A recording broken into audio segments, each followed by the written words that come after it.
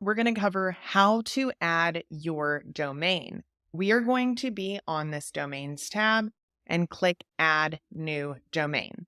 You can do this a couple of different ways. The first option would be to create a subdomain of your primary website domain. You could add your primary website domain in here, but that does have some risks of causing conflicts, given that I do not know where your name servers are pointed or the other DNS records you have in that domain.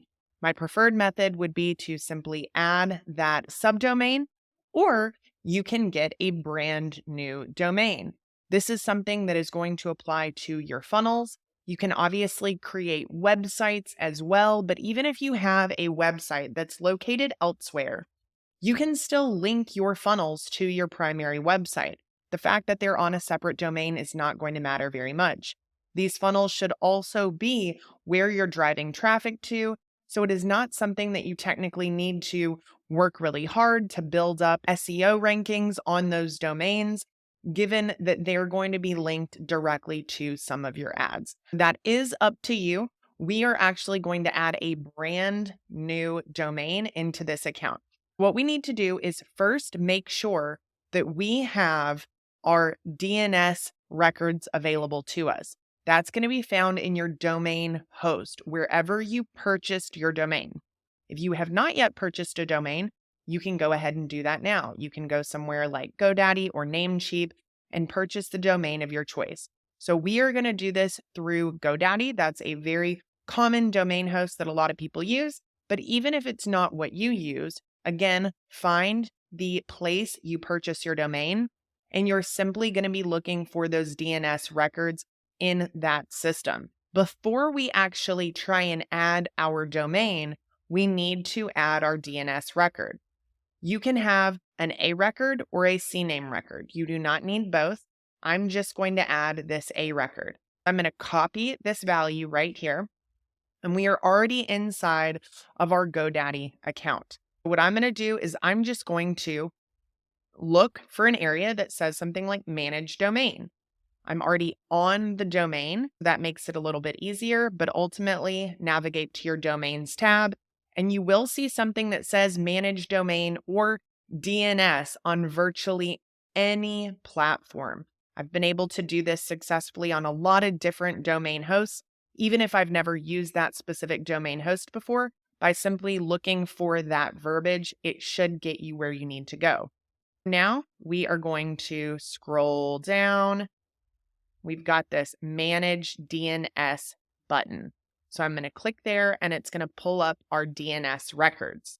What we are trying to do is add a new A record. If this is a brand new domain that you've just purchased, you may see a record like this that says parked. What that means is that this domain has been purchased, but it doesn't actually have website hosting yet. It doesn't have a website on it yet. We're going to delete this record. If it's an A record that says parked and it's a brand new domain or a domain that you have maybe purchased in the past but you've never used, you want to make sure that record is not in there. After that, we're going to click on add record and select that A record option. Because this is just a standalone domain, we're just going to put this @ symbol that basically just represents the domain easytattoodesign.com. And for the value, I'm going to paste. I'm now going to select half hour from TTL and hit save. This should add relatively easily. However, there are always issues that can arise when you add records based on how you already have these domains set up. If you run into any issues adding this, read the errors that you're getting and then contact your domain host if you need help. So we can see that we have that A record added. Now we are going to make sure we've got the exact domain and we are going to plug this in here. We do not need to add a www to this domain unless we actually want that to be a part of the URL, and that's not required. Now I'm going to hit add. There are times when it may not add right away, and that's because DNS records, even if you add them properly, they can take a little time to propagate. This one was added successfully. If we want to link this domain to a specific funnel as our root domain, where if you went to easytattoodesign.com, you would find that first page of the funnel, we could do that. We're not going to do that just yet. I'm just going to hit cancel. This is now our domain, and we would be able to connect that to our funnels. So you have now successfully added a domain, and you can move on to the next step. After domains, on the integrations tab, you're going to see Google, Facebook and Instagram, QuickBooks, Stripe, TikTok, etc. There are also 2 tabs at the top, one for Facebook form fields mapping and one for TikTok form fields mapping. The first thing you want to do is, if you have a Google account, you want to sign in with Google. Even if you do not plan on syncing a Google Calendar, if you have a Google My Business profile, this is how you're going to be able to connect it. You also are going to hit connect and log in to your Facebook and Instagram account and any other account on this page that you have. We're going to go ahead and start by signing in with Google. Now that I've logged in, it's going to say, which business do you want to link to this location? This is where you would see a Google My Business profile if one was connected to that Gmail. There's no Google My Business profile connected to that specific Gmail account. If there is another Gmail account that is connected to your Google My Business profile, you can click on Sign In with Google again to add another account. You can add several Gmail accounts. You do not have to just add one. However, if we had selected a Google My Business profile on that previous screen, we would see that connected here. Now we are going to click on Connect. We are going to log in with Facebook. We are going to select the Facebook page and the ad account for this business. If you do not yet have a Facebook page or an ad account, you can skip that step for now, and you can go ahead and create one and hop back here later after that's done to connect those. But it's going to be the same process. You simply connect, log in, and they will prompt you with drop downs for you to select the page and select the ad account. If you want to connect any of these other integrations, you can do that now. The Facebook form fields mapping and TikTok form fields mapping will only show up after you've logged in to your Facebook and Instagram or your TikTok profiles. When you do that, you would then need to have an instant form or a lead form created for anything to show up. That's something that we'll cover in another video. But for now, we are done with our integrations and we can move on to the next step. Now we're going to cover the email services tab under your account settings. You will see a default provider here, and in this case, it is Lead Connector. Then we have a reply and forward settings. We also have a dedicated domain option. You also can add a different service like Gmail, Yahoo Mail, SendGrid, or another service provider, but we're just going to be using Lead Connector. We are going to want to set up a dedicated domain. If you do not set up a dedicated domain, that's fine. As it says, if you don't set up now, emails will be sending through the system's sending domains. However, it is better for you to have your own dedicated sending domain. We're going to do that in a second. For now, we're going to go to reply and forward settings.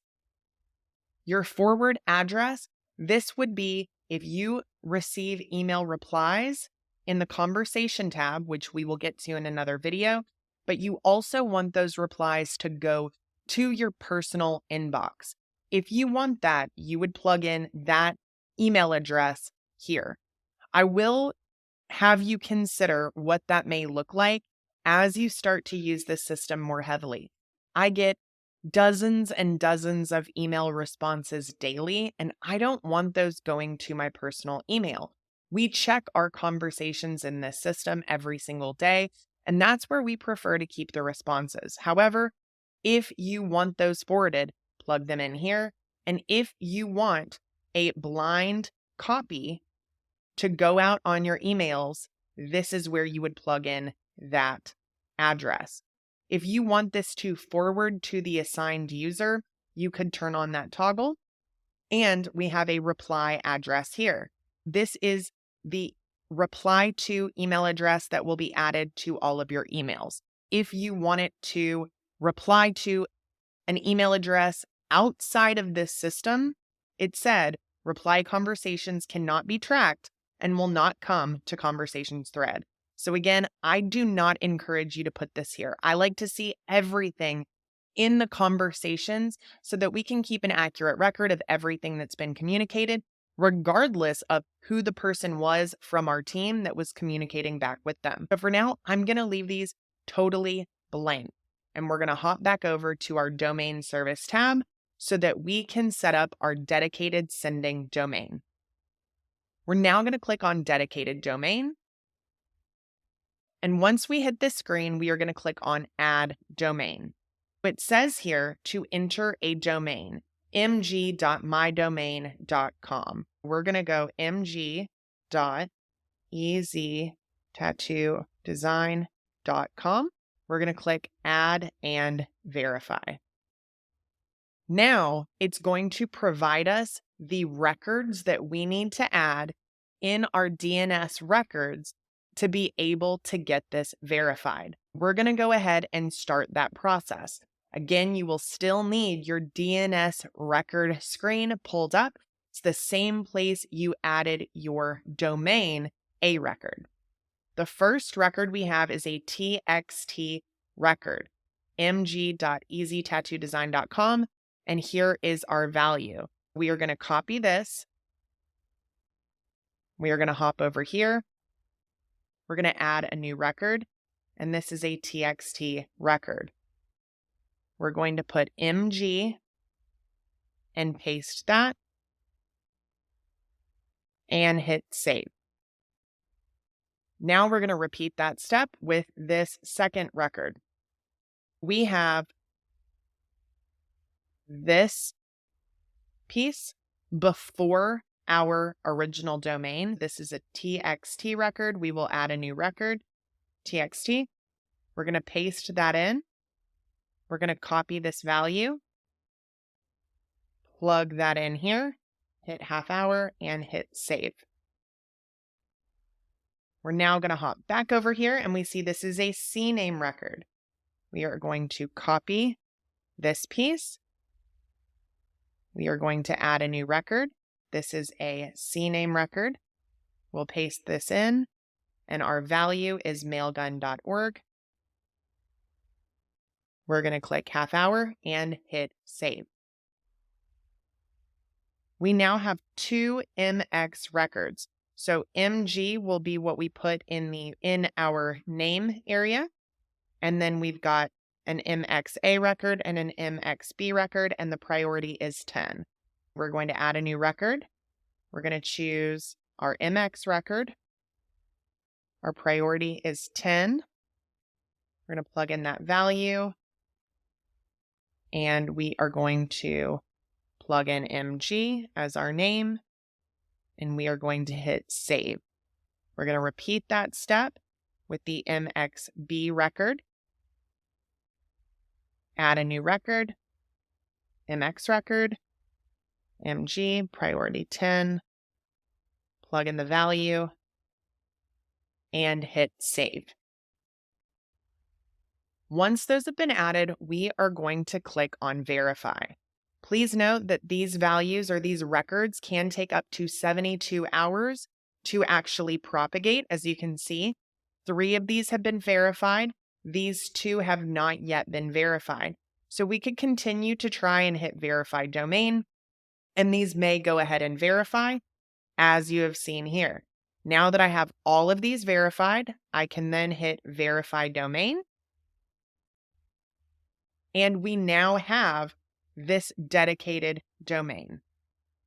Just double checking to make sure that we have verified that. Everything does look good, but we are going to double check it to make sure that everything, again, looks like it's cleared, it's verified. That looks good, and we are now finished with setting up our email services using Lead Connector email.